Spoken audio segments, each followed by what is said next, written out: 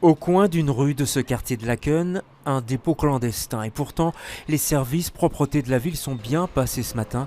Il a dû être déposé plus tard. Un peu plus loin, nous tombons sur un autre dépôt, un matelas, des planches, des vieilles couvertures. Et d'après les riverains, c'est un peu comme ça tous les jours. Ça me dérange vraiment, parce que ça pollue. Justement, ça pollue beaucoup, ça.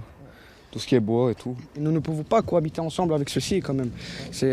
Bruxelles a besoin de propreté.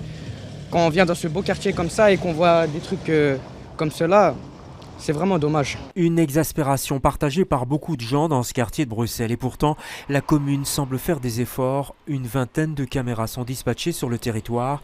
Des verbalisateurs tournent dans les quartiers, mais tout cela ne suffit pas. Pas moins de 640 plaintes ont été enregistrées entre janvier et septembre dernier.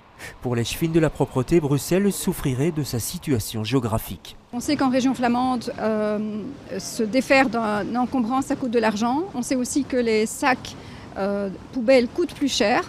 Et donc c'est vrai que souvent il y a cette espèce de tourisme de déchets où les gens viennent à Bruxelles rendre visite à des amis ou au ciné, ils viennent voir un film, et bien ils en profitent pour remplir leur voiture et venir le déposer. Rappelons que c'est toute la région bruxelloise qui est impactée par ce fléau, avec près de 5000 plaintes enregistrées depuis le début de l'année. Et c'est Anderlecht qui détient le triste record des dépôts clandestins sur son territoire.